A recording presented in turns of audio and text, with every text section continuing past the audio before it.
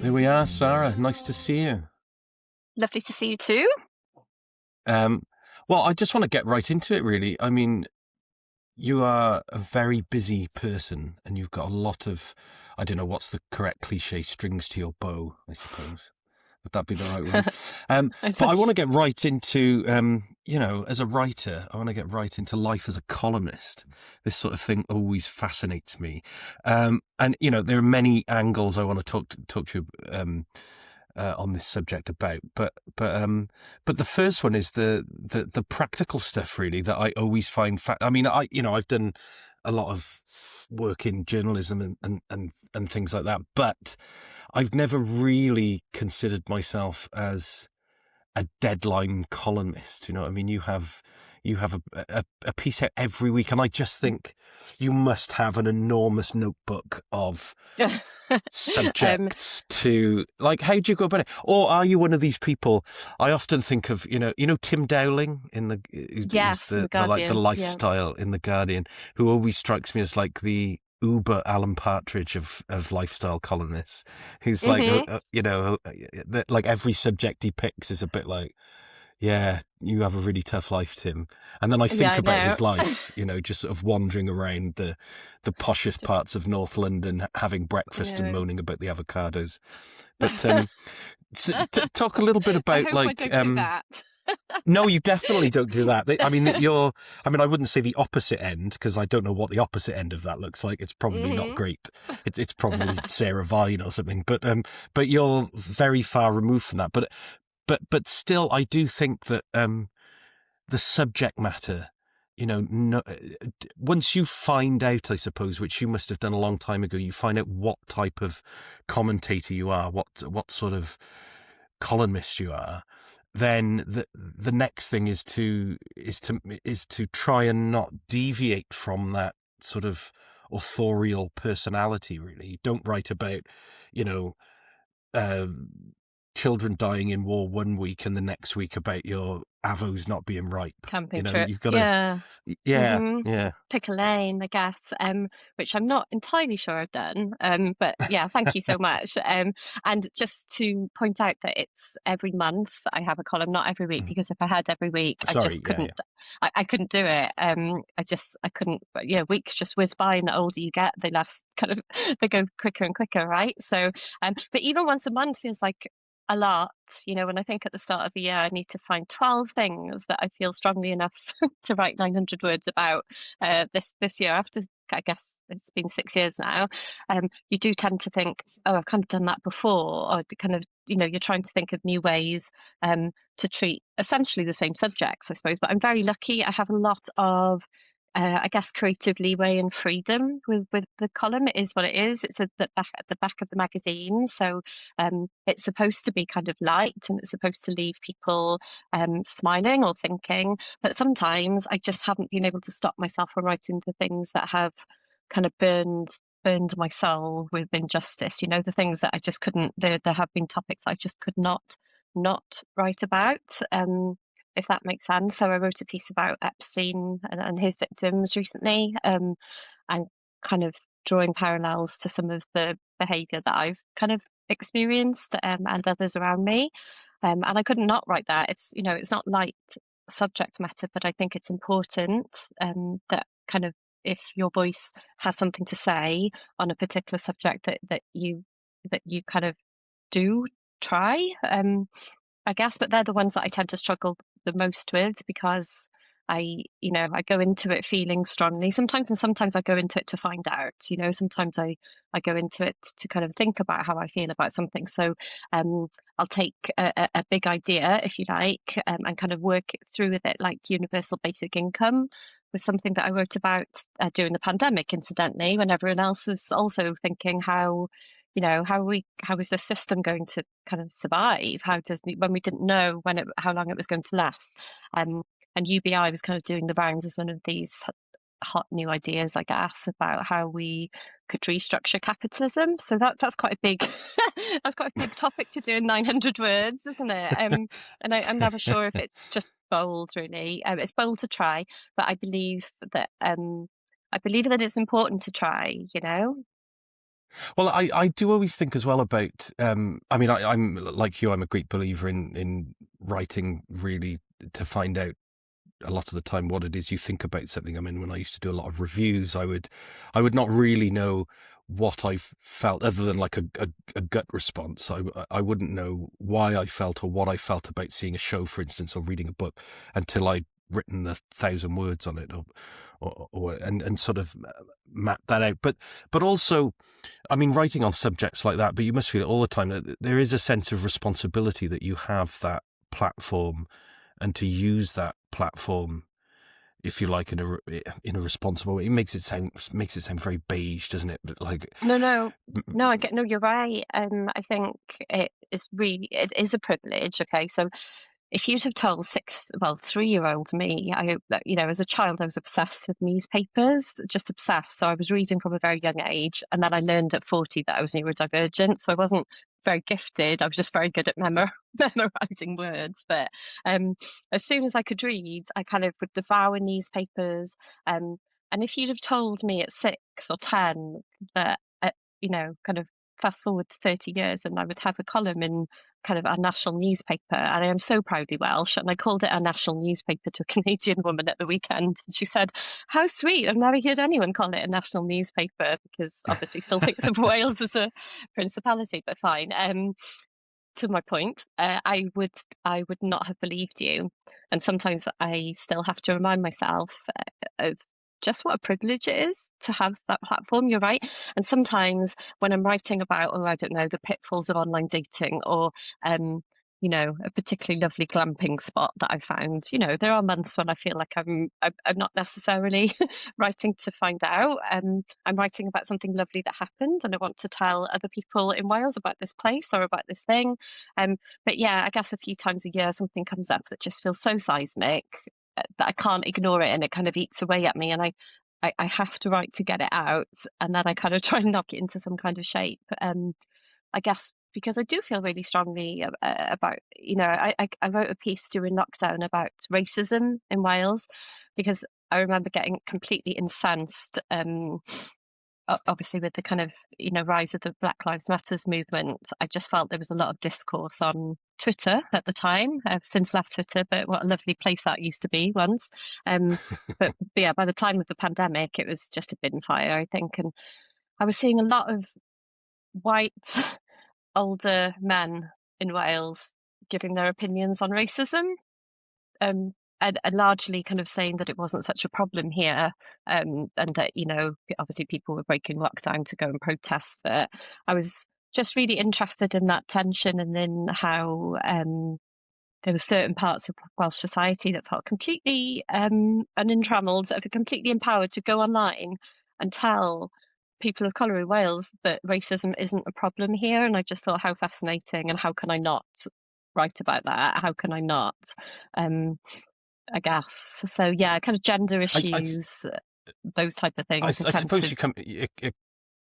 that question of responsibility comes in again, doesn't it? Where, I mean, particularly as a woman with a platform, how would you how would you not write about things to do with sexism or the pay gap? I'm just Hmm. picking almost cliched subject matters out of the air, but how would you not? Like, who doesn't write about those things at some point? Even, you see people who may be film critics or something for a national newspaper, but who are women and will take 5 minutes to write about something, or not 5 minutes, 500 words to write something on that. So there is that sense of responsibility is quite intense, isn't it? But also quite widespread. It is. I don't see myself as a serious columnist. So I don't see myself as like a Laura McAllister, for example, or even a kind of serious journalist, I guess. I think of myself as a columnist. I write a column, and I like the discipline of it. I like the shape of 900 words, and it kind of took me a while. I think it took me a couple of years to get into the what 900 words looks and feel like. So now I can write it in my head. I can see the shape of pieces in my head in a way that at the beginning I kind of really didn't. And I have to say a massive thank you to Catherine Pascoe, the now former editor, brilliant former editor of the Western Mail, who took a chance on me when I went to her with an idea for a column. Um, and she didn't know if I could write. She'd seen some examples of my work because I had worked with her with another hat on. But yeah, she took a chance on me and kind of just gave me carte blanche to write about the things that I cared about. And I kind of didn't know what those would be. And she very much said, that this would be a journey for me and that she was excited to be on it with me, and kind of was super, super supportive of me when I didn't really believe that I was a writer or could write or could do this or could meet the deadline every month, But yeah, it is a privilege. And I do think, yeah, there are just some topics that are just they're too big and they're too important to be left alone. So especially the things I think where I have lived experience, so around sexual violence, it's really, really important to me that I get to use this platform to talk about um, these things, because I think if we don't talk about them, if we don't air different voices around these subjects, then how do we move the discourse on? How do we move the needle if we don't keep talking about it? And I feel the same about lots of issues of neurodivergence and late diagnosis of neurodivergence, and then the state of the healthcare system when it comes to neurodivergence, and how many people are misdiagnosed with other things, which has a huge cost to our public purse. That it kind of incenses me, I suppose, because I have my own lived experience of it, and I can say I know what it does to people. So some topics just feel too big and too important and too seismic, I suppose, for me not to have a go at them. But it doesn't mean I always think I do it well. I guess what I'm trying to do is just to be a voice. And you're right, as a woman, I take that responsibility very seriously. Wales Arts Review is back, and it's a podcast. Or rather, the new Wales Arts Review is being built before your very eyes around the central column of my conversations with some of the most interesting and vital cultural figures working today. But for us to survive and grow this time, we very much need your help. If you like what we're doing, like what we stand for, then like our posts, and most importantly, subscribe. The more subscribers to our Substack newsletter and YouTube channel, the better placed we will be to grow and pay writers to tackle the most pressing cultural subjects of the day. Via Substack, you can become a paid subscriber and gain access to exclusive content and an ever-growing Wales Arts Review archive. And by hitting the subscribe button on our YouTube channel, not only do you let the platform know you'd like to see more of our stuff, but you increase the chances of us drawing down revenue from ads. All that goes back into Wales Arts Review to help us grow and improve. We need your support. Press those buttons and then go and enjoy our stuff. It's all for you anyway. Do you think, I'm quite interested in this, obviously doing this podcast as well, which feels like, we're doing it because since Wales Arts Review ended and New Welsh Review ended and Planet Magazine ended 2 years ago, the gap created by those publications ending has not been filled by anything really. So doing this on one side, I feel a little bit like, well, who needs another podcast? Like there are millions of podcasts out there now, all sort of like this. But the reason why I was talked into doing it, or the reason why it came about, was because I felt like, well, there is a gap for conversations in this country on these cultural matters. It's not a political podcast. It's not entertainment. But it's about, the craft of art and culture really, and how people approach those things. But I do feel, and me and the team did talk quite a bit about, is there a din? I remember going to a friend of mine, a very well-known writer, years ago, and saying, would you come and write something for us? And she said, I'd have to respectfully decline because I don't think I have anything to contribute to the din.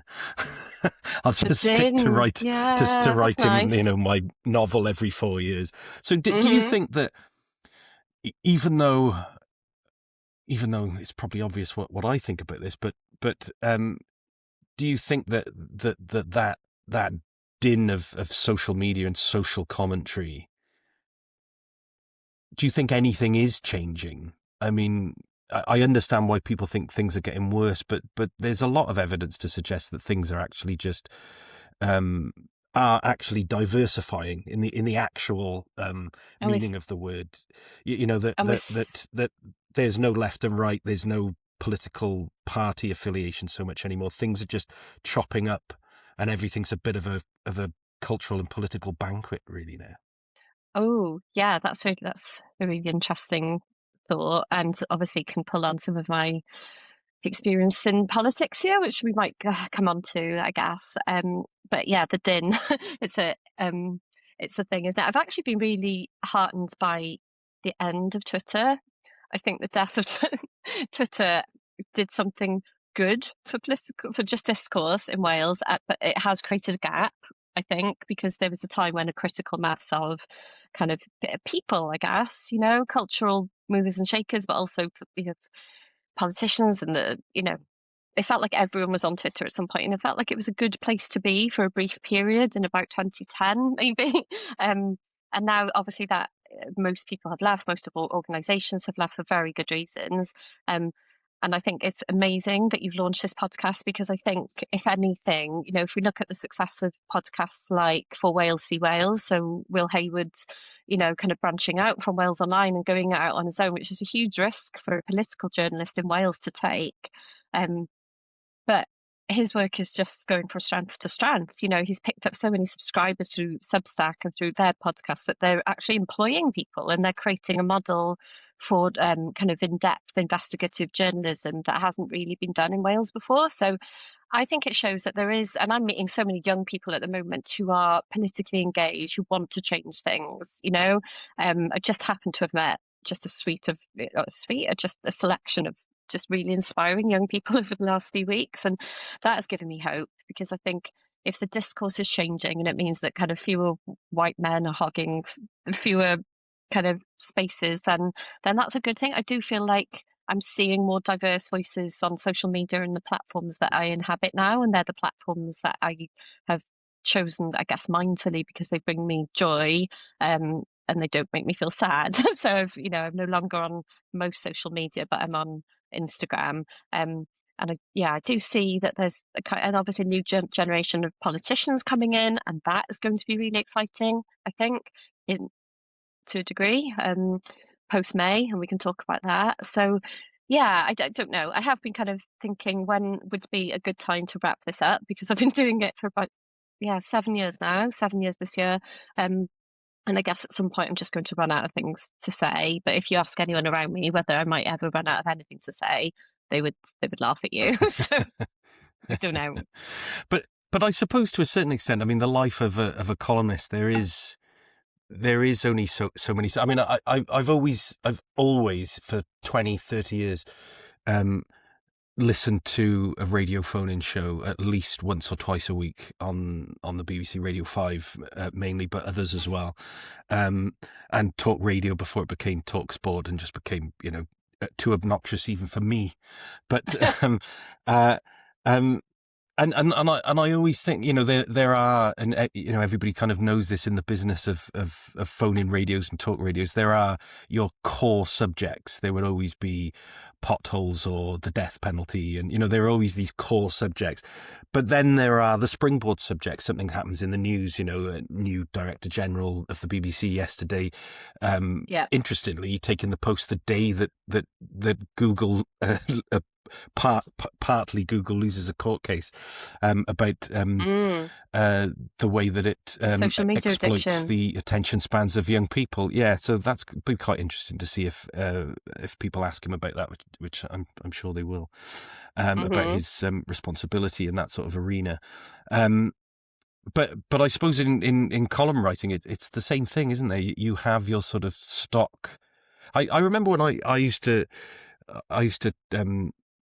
a column, I can't remember who it was, but a columnist was telling me, before you ever decide to do a blog or a column or anything, you should write down 50 headlines, and then if ever you get stuck, you can just go into that file and pick one of those and quickly write something up. And I always think of Geoffrey Bernard. Do you remember the story of Geoffrey Bernard? He used to write in the Express or the Telegraph or whatever it was. And he was a drunk and a gambler, and quite often he wouldn't turn his copy in because he'd be drunk somewhere in Soho, and they had they publish a blank column that would say Geoffrey Bernard is unwell, and that became the name of the play based on his life, with Peter O'Toole playing Geoffrey I love Bernard. it. I love it. Yeah. But there are, I No, mean, there are. So you don't see yourself as one of those like lifelong columnists who would never give it up because you think, well, there's always those stock things. I can always pull one of those out of the bottom drawer if I'm a bit stuck one no, month. no. I think I'm really good at knowing when it's time to leave things. I think that's one of my like super skills. I call it a French exit. You know, when you leave parties without telling people that you're leaving because they make a massive fuss and you just want to get out. You know, um.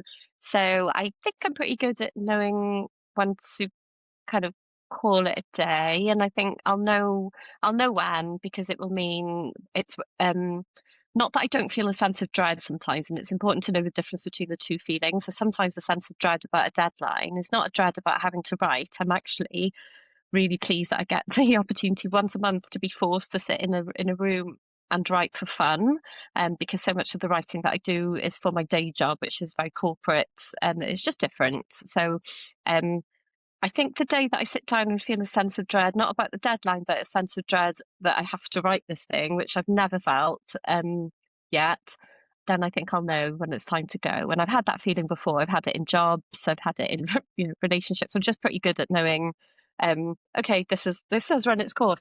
I'm not there yet. There are a few kind of more pieces in me, I think, but yeah, I can't see me holding on forever. I've got other things that I want to do, I guess. Yeah. Well, like what? What are the other Well, things you want to do? This is getting into the well, meat of things now. You I see, know, this and is what we're here for.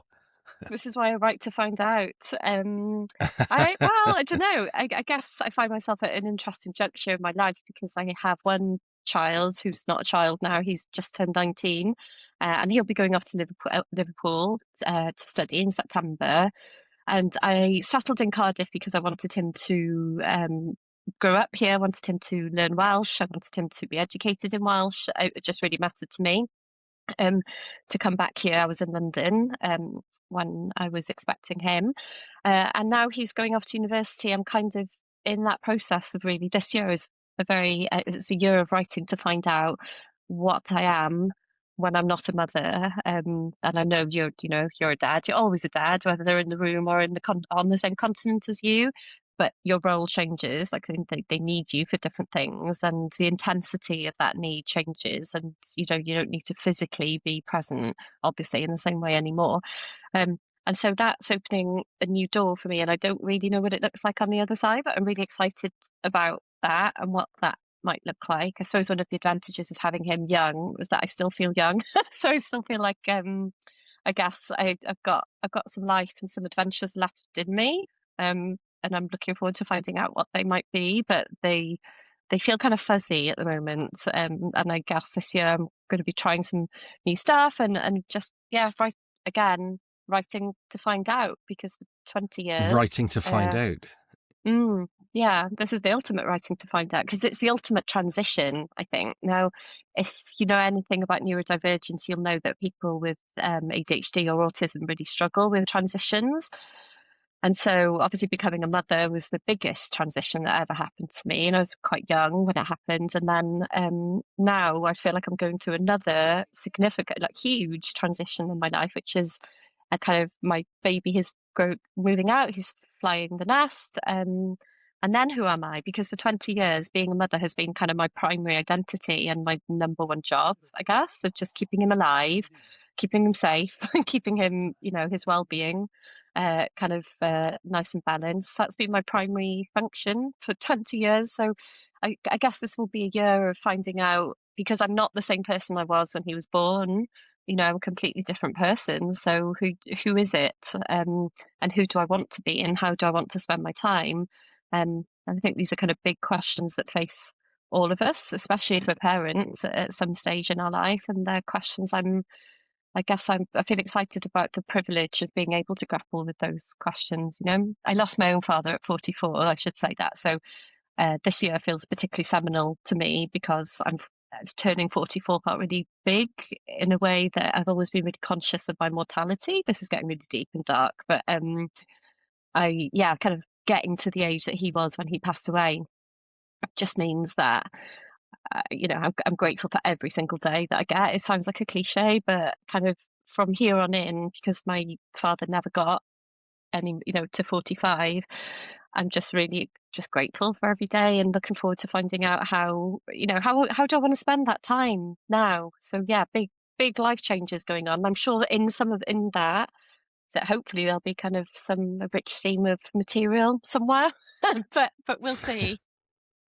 It's really interesting you say that though, because recently I've had a number of conversations about experiencing in life men who always have one eye on the age that their father was when they died. But I've been having conversations about the fact I've never heard women talk that way about their parents, whereas with men, and the reason I was talking about it was because my father has just passed he hasn't just passed, he's still alive, sorry, but he's just passed the age that his father was when he died. And I've noticed a sort of, I wouldn't say a change, but in certain areas of conversation, I've noticed a little bit more reflectiveness on my face. He's a very straightforward working class Welshman, my dad, not particularly reflective on anything other than Mm. football and cricket and rugby, really.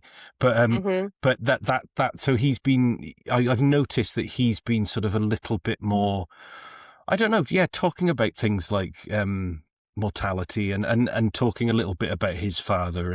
But that's interesting because the people I've been talking to about, we've been sort of ruminating on the idea that it's a sort of male fixation. Or do you think it was, do That's you so think with you it's interesting. because your father passed away so I young? think it's I think it's because he was young. I don't know many people Yeah. who think the way I think, but I have had lots of conversations with men who have, as you say, been kind of almost fixated on the age of their father's passing. But I remember 44 felt old to me. Everyone said, "Oh, he was so young, he was so young." But I think I was 21 when he passed away, and it felt ancient. And then I guess as soon as I hit 30, and it felt suddenly it didn't feel so old. And then I got to 40, and then I realised just quite how much life he had left to live, and quite how much life he had left to give. I suppose he sounds a lot like your dad. So I'm from a very working class. I'm from like a tiny village on the way to Blaenavon, just outside Pontypool, called Gandifaeth. If you've ever been, why? It's just you only go through there to get to Blaenavon, really. And my dad was a minor rugby player, really, really proud Welshman. Yeah, and latterly a politician. So, my dad was responsible, I guess, for inspiring my sense of kind of social injustice at a really young age. But he was very much from that kind of firebrand. He's an amazing orator. He taught himself to be a public speaker. He was actually quite shy and had a speech impediment, but when he decided to go into politics, he worked really hard at overcoming that speech impediment because it mattered to him that it just really mattered to him, just the privilege of being elected and being able to stand up in a chamber and represent the people, in the village that we lived, kind of fighting for better things. And even when I go home now, there's a village hall that was only made possible because my dad campaigned for the money for it, and that for around the turn of the millennium. And we actually held his funeral in that building, that wouldn't have existed without him. And he was such an amazing kind of champion for the community. He never stopped working. I remember our phone would go on Christmas Day, and his thing was always, if there's an old lady down the road who needs help with the bins, she needs help with the bins. It doesn't matter what time of day it is, or what day of the year it is. And so, yeah, he really kind of drummed all of that into me, that idea of public service and that idea of um, just because we're working class doesn't mean that we don't kind of deserve good things and that we can't do good things and be good things in the world. I think that was his kind of overwhelming legacy. So yeah, I guess it does make you a bit obsessed about a number.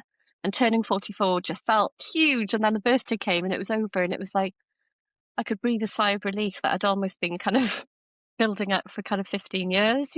And then, like most things, it was gone, and I kind of wondered what the fuss was about. But yeah, it's interesting. Mortality, eh? So I could talk about that all day, or sense of impending mortality, rather. Well, I mean, the obvious question, I mean, you sort of started answering it there, is your journey into politics a few years ago. seems now, I didn't know that story about your father, but it seems now, directly linked to the influence of your dad and the work he did.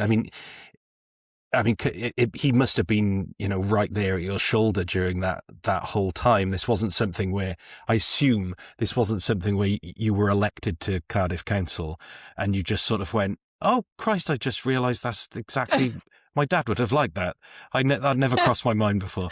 Ooh, what a weird coincidence. Yeah. Yeah, well, I've it's funny also how just that been occurs to me elected for now. the same party. Yeah, no. And I should probably preface everything I'm about to tell you with the fact that I resigned this last year from that role. We'll come on to that. However, Hmm. um, the the kind of decision to go into politics was a really easy one for me because I feel like it was always in me. It was just a matter of time.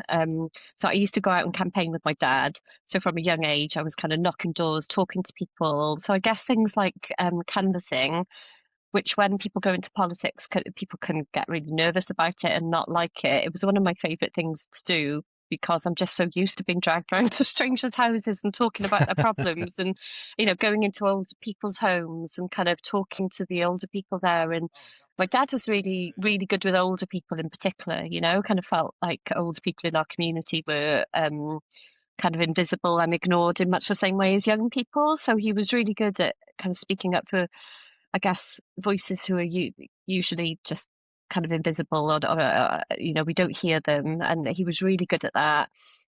And he gave me, I guess, the gifts he gave me. So we had a copy of the Communist Manifesto in our house. He was like a dyed-in-the-wool Marxist, my dad. The Labour Party was just like a very imperfect compromise for him. He was constantly angry with it, but also just like very unhappy marriage. But it, like he was, it was his Labour Party, and I guess Well, there was a lot of Welshmen in that position, I think, in the mm, Welsh Labour Party over the years, up until 20 years ago.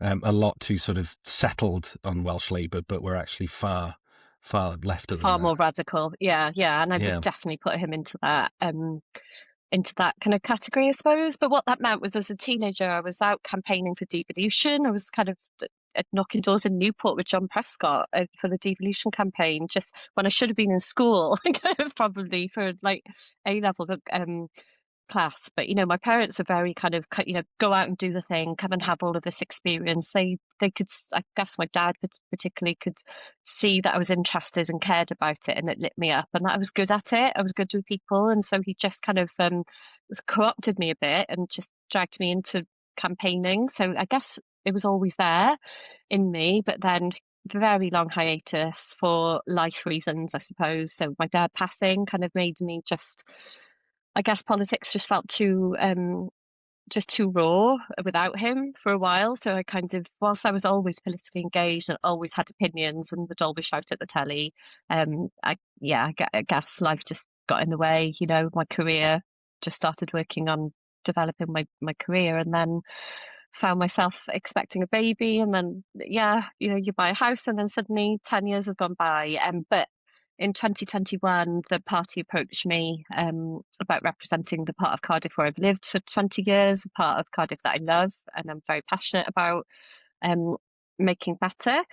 And yeah, it just felt like the right time to do it. I guess we'd just been through lockdown. I kind of felt that lockdown had reignited some of my kind of previously dormant anger issues around just a lot of kind of social injustice and poverty and just the way we live in this country and the way we accept life to be, and I just think it could be so much better and different, like so many of us. So, um, yeah, I agreed to do it, and for every second of the campaign. So the campaign was a year long. For a council election, you're really campaigning for a year in the run up. And I felt like he walked down every single part of me, and he was on my shoulder every time somebody slammed a door in my face, or, because you have both kind of energy giving conversations on the campaign trail, and then you have some really horrible things happen to you, especially as a woman. And so there were some hairy moments where I felt quite, I guess, intimidated, and I just felt like he was there through the entire thing. And then I didn't go to my own election count, which is very me, because I'd booked a weekend break to Paris. And to be honest, I'd worked so hard that, and that at that point is out of your hands anyway. There's not And much I you can don't, do about it by then, is no, there? Yeah, I no, agree. and I don't like being the centre of attention. So just being in a room and kind of getting on a stage, even though we were fairly confident that it was looking well for us, obviously it wasn't guaranteed. And so I didn't go to my own count. And had I gone, I would have felt his physical presence in the room. I know I would have. But the first time I kind of really felt that was the first full council meeting in the council chamber at City Hall, which is the most beautiful room. And I'd never been in that room before. And then to walk in that room for the first time and look up and the stained glass and the light streaming through the window, and you think of the weight of history and all the decisions that have happened here, and the conversations that have happened in that chamber. And I don't know, something about being in that room for the first time just made me very, very emotional. And I did have a bit of a cry because I thought my father wouldn't have believed it, our capital city. He'd have been really proud of me and really proud of the way that I did it. And that was really important to me, to do it in a way that was true to who I am, because I realized quite quickly that in order to play that game, people change. I really didn't want to have to compromise on just who I am and what I believe and how I believe people should be treated and how I want to be treated. So it was really important to me that he kind of guided me through that, not to be too woo, but if I was ever kind of doubting myself, then I would think about what would he do or what would he say, and obviously having to fill in the gaps myself. But most of the time, I think I got it right, and he was massively helpful, or his presence was massively helpful. It's still a pretty, regardless of the fact you seem to have been in training for it since you were a child, still a bold thing to do at that time when so many people were leaving politics because of how toxic and febrile toxic and febrile the online, and I know the online world for many people, particularly in the last 10 years, has felt a lot like the real world. But that was round about the time when it had been spilling over and it had been going into the real world. So there weren't, I mean, I don't know what the statistics are, but it feels like a very bold, brave thing to do, particularly for a woman to get into politics then, rather than, Yeah, I guess. you could have had all of those feelings and all of those emotions going on, and all of that sort of sense of expectation and destiny, or however you want to put it, and put it off until things got a little bit smarter. Yeah, yeah. Well, I feel like I did do that a little bit. I could have got involved sooner had I made the space, I think. But it's only, I think, after being elected that I realised quite what a febrile place it is. So a few, I guess, quite nasty things happened to me, both online and offline. I had just after being elected, I've never spoken about this actually. Somebody sent an anonymous letter, which was really, really just very, very nasty, to the council, and then other people read that letter, and just it just you become elected. It really did happen like this. I feel like if the election happened and I opened Twitter the next day and somebody had tagged me in a very abusive tweet, and it was something to do with their bins. It's always the bins. It's not. Obviously, local councillors do so much more than bins, but people joke about it being bins taking up 95% of your inbox. And I think just to open social media that first day or 2 days after being elected, just to see kind of all this vitriol, I thought, I'm not going to be able to do this and do this from a place of kind of heart and kindness. If I'm just subjected to this every day, because nobody can operate in those circumstances. So one of the first things I did was leave Twitter. And obviously we still had a presence on Facebook, but I decided that I just realised that for a lot of my fellow female councillors, and a lot of them had it much worse than me, I have to say, I saw some horrible, horrible abuse of my fellow female councillors. And I think that kind of has that collective impact of making you think, well, if I just quietly go about my business in my own community, it'll be fine and I'll be less of a target. And I did go through that I did go through that thought process, which led to me kind of leaving social media. And then there's the whole thing of, well, but you need to be accessible and you need to be available, which I completely agree with. Um, but I believe that you should be allowed to set the terms of that. So I was very, I'd always give my personal mobile number out. People, people knew where I lived. I'd hold surgeries online so that people could, not have to wait until a Saturday morning to come to a library, because I felt like that was actually quite an inaccessible way of doing it. And a lot of people in our ward are working night shifts. They're nurses, they're taxi drivers, and so they might want to talk to you at a different time. So yeah, I tried to do kind of introduce new ways of doing things, just to be a bit more accessible and kind of drag us into the 21st century. Um, but the point about the abuse and the level of the abuse, and it's not unique to women. You see all politicians get it, but I don't think it's deserved. And in my experience, people tend to go into, especially at local level, you don't do this. If you live in the community where you serve, which not all councillors do, by the way, and I make no comment on that, but if you live in the area that you serve, and you have to go to the shop every day and go to the library and you use the same services, then I think it just brings that level of you're talking to people every day. People are stopping you in the street, right? People want to know what's happening with their particular issue, so you cannot escape it, and it shouldn't be that way. But you do. I came to the decision early on that for me to be able to do that, I needed to not then open my phone and just be bombarded with people being mean because they don't like your party, rather than than knowing anything about you, which was absolutely the right decision to make. But it makes me sad that I had to think about that and that I had to make that decision, and it makes me sad that kind of all I guess anyone going into politics now should, if they're not, they should be having a long and hard think about how they want to use social media and whether it's a help or a hindrance to them. Um, and then, yeah, I guess it was brave, I guess, looking back, but it didn't feel brave at the time. It is a horrible time to be a politician, full stop, and I think that's just symptomatic of. Um, I think people are so fed up. I was one of those people Hmm. that were fed up. But I think social media has just made the discourse so so toxic and and so there's such bullying that happens, and it's not informed debate. It's so far away from that, and it's impossible to have conversations. It's impossible to kind of change people's minds that they're not starting these conversations from a place of curiosity and wanting to be persuaded.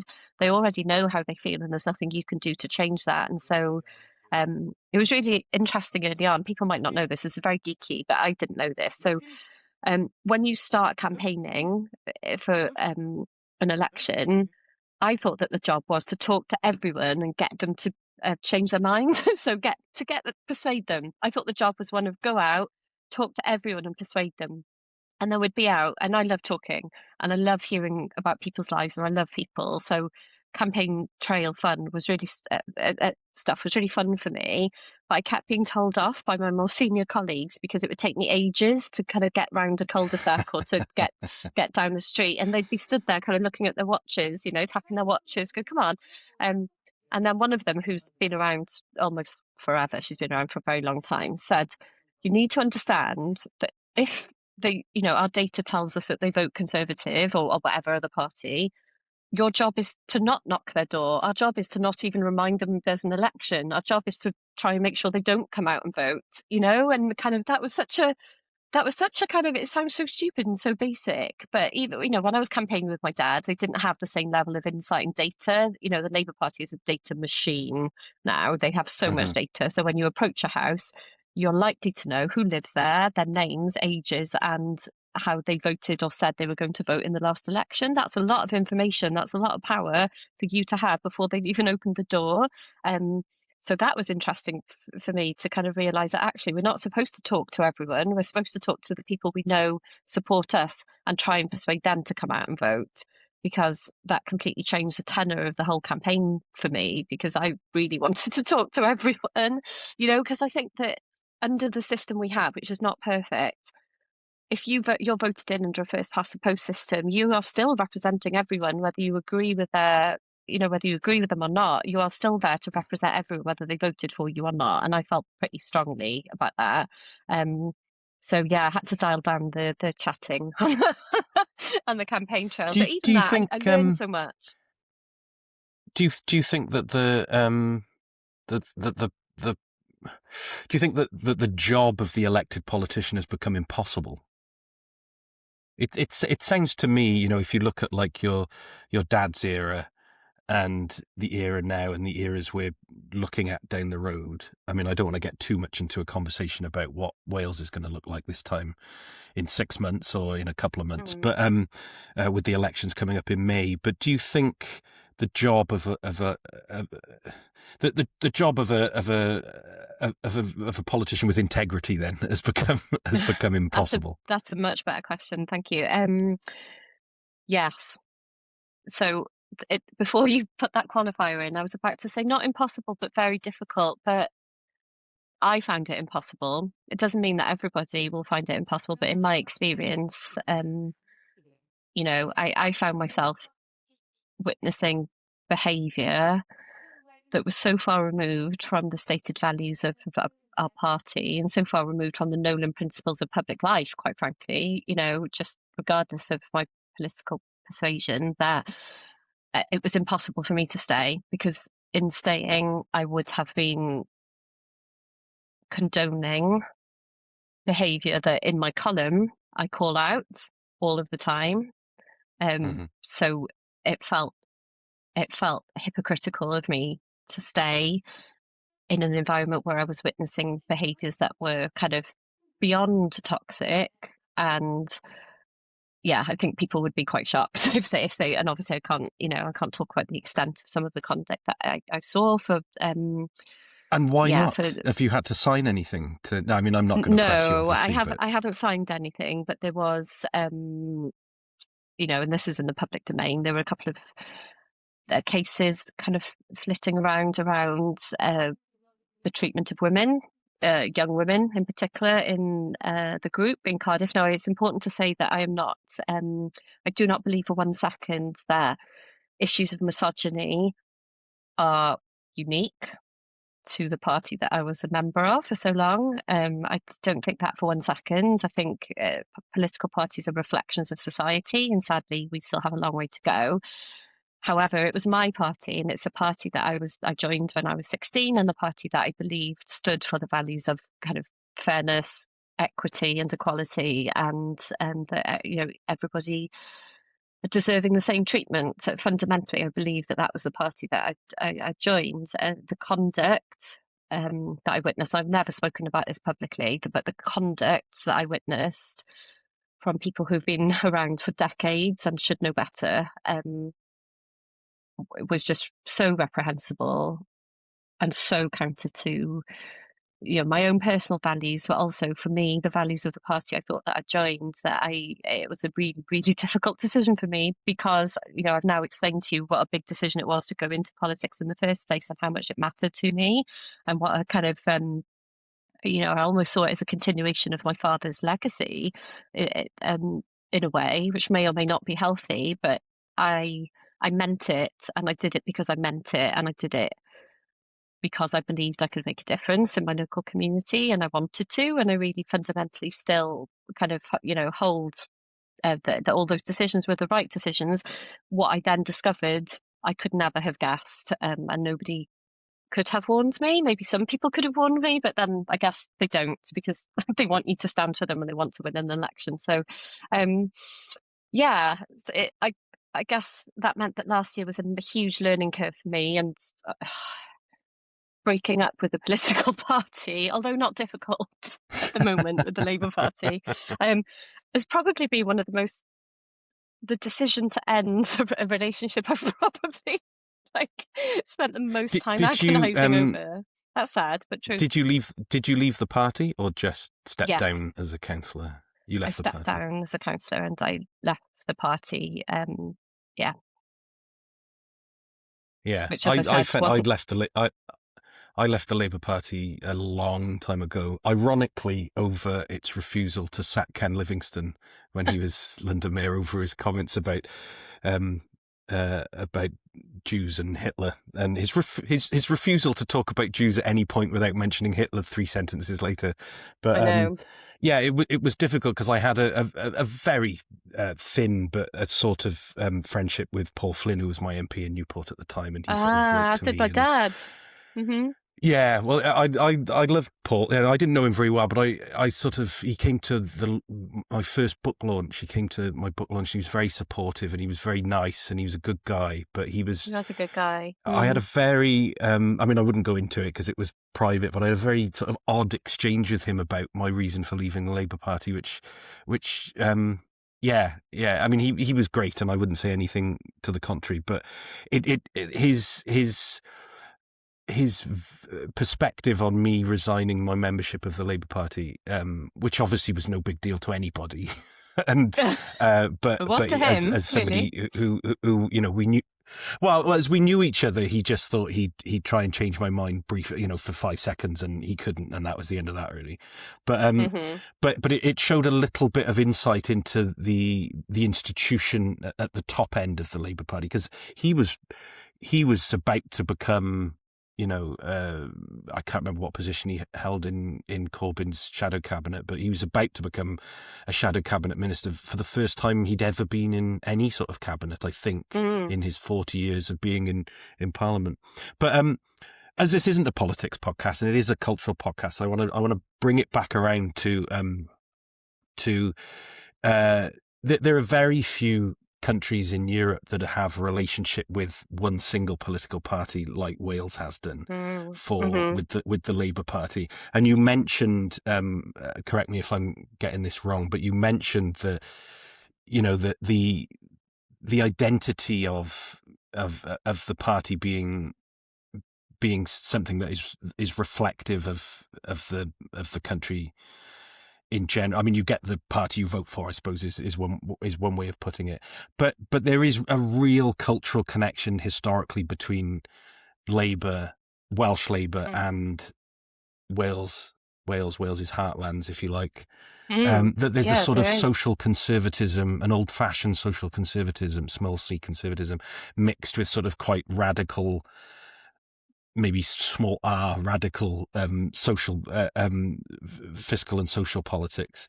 And I wonder, with the probability of Labour getting a good spanking in the elections in May, whether that reflects either on a country that is changing and so is looking for a different identity politically at the top table, or whether it's more in line, do you think, with a country that has no idea who it is or what it is, and so is all over the place, regardless of the fact that that there's probably a general unarticulated sense that something fresh would be good for the country potentially. Well, and that could have been anything. Yeah, I feel that heavily. I do feel it's time for. I don't think it's healthy for that.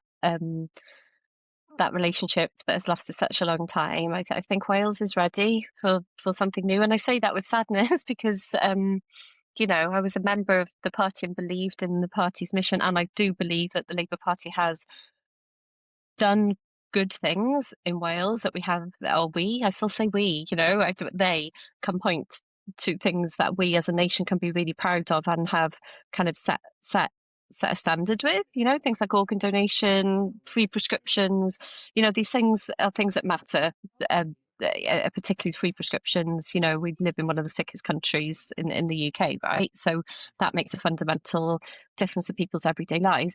But it is time for a change, I think, and I look at some of the most kind of who I consider to be the most intellectual and kind of brave, radical, bold Labour politicians that we've had.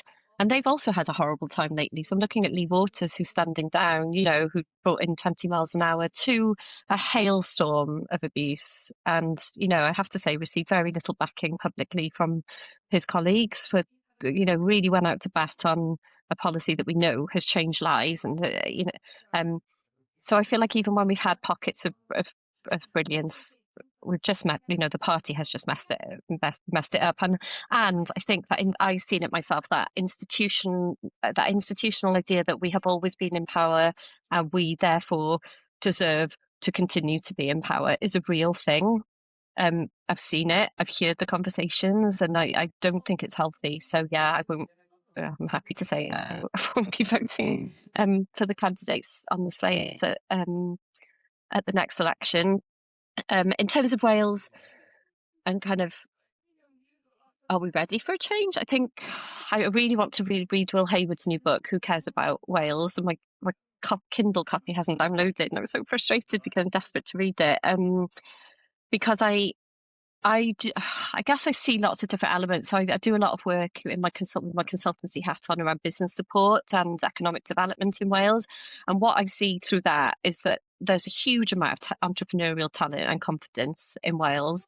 And then from the cultural perspective, my partner's a singer-songwriter, we kind of native Welsh speaker, and I see on the music scene and just from a cultural perspective, it does feel like there's loads of exciting things happening in Wales, but I still think we lack confidence as a nation in terms of kind of who we really are. I still feel we kind of almost have that, almost like an inferiority complex, or we don't quite.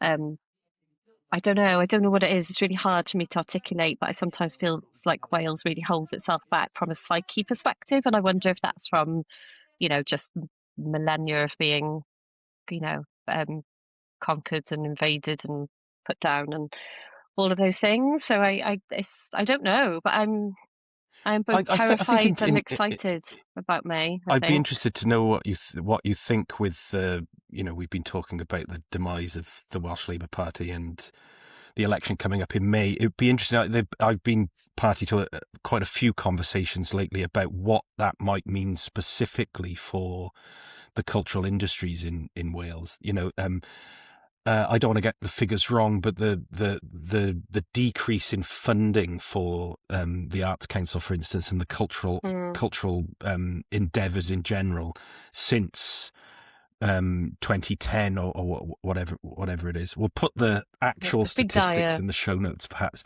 But it's been something like a 47% drop in investment in arts and culture in the last 15, 16 years in Wales. I mean that you look across the political parties and I wonder if as parties there is any real connection or appetite to Welsh culture in its broadest sense. I mean, we all know that certain parties will have certain, in inverted commas, cultural hobby horses that they'll be pushing, which will serve certain political voting blocks. But in terms of just being able to give excellent creative opportunities to the people who are in the right positions to fulfill those opportunities, and to allow people to make a living out of their work, which often, I know there's a big argument about, well, if it's good, people will pay for it, but so often artists need that support to get them going and to give them they need that help, opportunities. especially working class artists, right? Because you see it in all the Well, big exactly. cities. Yeah. You see it in London and Brighton. The only people who can afford to live there are the kind of trust fund, babies who can afford to be in bands or can afford to try their hand at acting. But how else do you survive? To your point, yes, the cuts to culture obviously just not great. As somebody who was brought up very working class, but like we went to the library religiously every week. As somebody, it was drilled into us, I guess, as kids, the value of culture and the doors that it can open. And I don't mean doors necessarily kind of physical doors in life, but the doors it opens in your brain.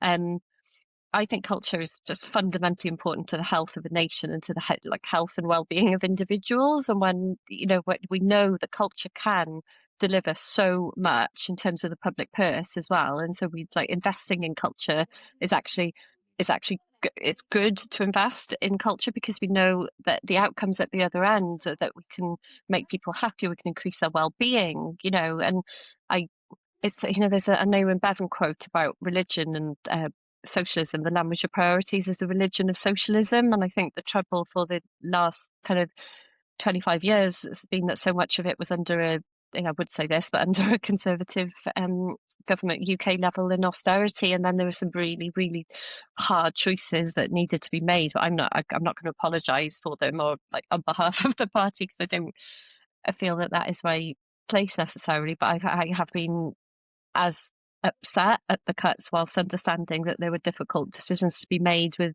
a shrinking pie. Um, I guess, but I really, really do hope that whoever is elected in May kind of understands that not only is culture just it's not a nice to have. For me, it's just fundamental to the psyche and the well-being and the health, if you like, of a nation. But it actually delivers so much in terms of kind of political priorities as well. It's actually just a no-brainer to invest in culture. It's also a huge part of brand Wales, if you like. It's why people know us. It's why people come here. Um, and I think it's such our culture, our kind of history of poetry and literature, and we've got some amazing filmmakers in this country and documentary makers. We've got so much talent, um, and yeah, it would be amazing if whoever gets elected post May kind of recognises that and invests in it. And obviously, we have a different UK government now, and perhaps the picture will look different going forward. But I really hope they put a minister in who really gets and cares about culture and has a strong voice in that cabinet. That's my hope. That is my Do big you, hope. do you look across the political spectrum of potential cabinet members come May and think, yeah, that's the person who gets it? I can't remember the last. I mean, in general, I Welsh politicians I know or have come across, they don't strike me as cultural figures. It's a little bit to Oh, do with the way that but it's a little bit to do with the way politicians are trained to talk, isn't it? And the moment you see a politician talk about, well, I loved reading Virginia Woolf at university on my English degree, and just the way that their vowels are shaped just sucks all the life and all of the enjoyment out of the idea of the literature, right? So, yeah. maybe it's just maybe politicians do get a hard time, not least from me, I think, in general, in a non-party But many political of them are sense. But human. Many of them are human, and some you of see them them are, at yeah, gigs some of them are, and yeah, some of things them like are, that. yeah. So, but I'm not going to name any one individual. I just hope. That's my Why big not? Then hope. we can come back and find out if you were right. If I was wrong. Well, Rena Pjodorth was in a band, wasn't he? Hilariously called the 69ers, apparently to do with the investiture. I did not know that.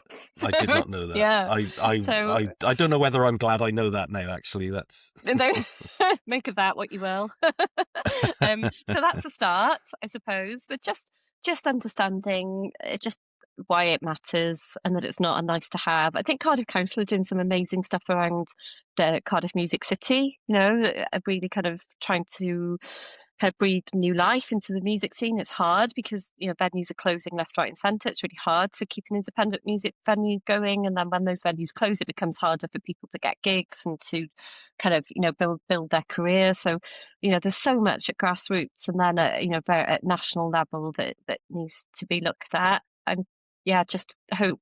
I really just that's all I'm praying for, is that post May we've got good people in place, and by good people I mean people who will make decisions that serve the interests of Wales fundamentally.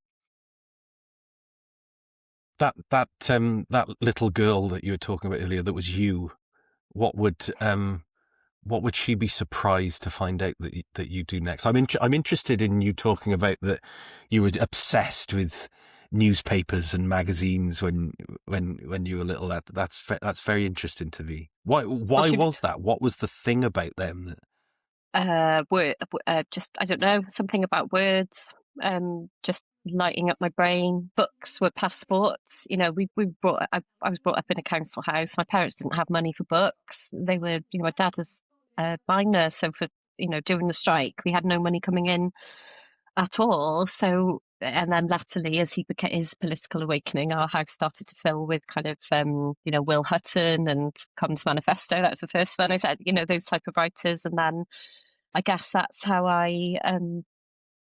that was my kind of entry, newspapers, and then onto my dad's politics books, and then every Thursday we'd go to the library in Abersychan and take out 7 books. And so to even believe that I have a column at all and I'm allowed to write the things that I think and feel, and somebody publishes them, I would not have believed that was a thing. I really wouldn't have, because it didn't. People like us, families like us, I didn't see people like me in public life in Wales. So yeah, I guess that little girl would be amazed that she did that. She'd also be really proud that she had to go at the politics thing and that she did it her way and that she stuck to her values and did something that was really difficult and meant walking away from something before I wanted to. I worked so hard to get there, but that I made the decision that was based on, kind of really fundamental values around how we treat fellow human beings. So she'd be proud of that, I think, as would my father, I hope, and also just excited to see kind of what happens next. So she'd also be very disappointed that I didn't run away to write for the NME, because that's what I wanted to do. As soon as I was old enough to get a newspaper around, I started buying. Well, I had smash hits as a kid, and then I graduated to the NME. And then Melody Maker. So I'd start reading kind of Caitlin Moran's byline and kind of think, oh, who is this? She's and Julie Burchill, obviously kind of awful human being now, but when she was writing for the NME in the 70s, she was writing really cool stuff about music. And I started out writing about music for my local newspaper. That's a whole other story.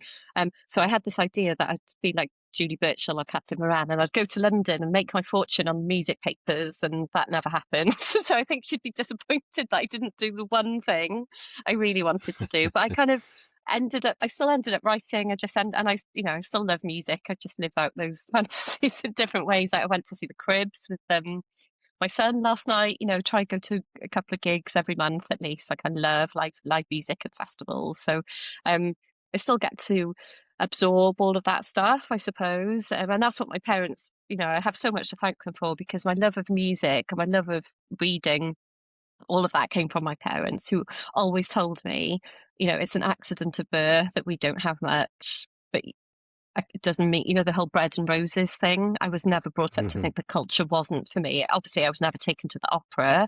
I was never taken to an arts gallery. These are all things that I kind of discovered for myself and had to work out for myself if I liked them or not.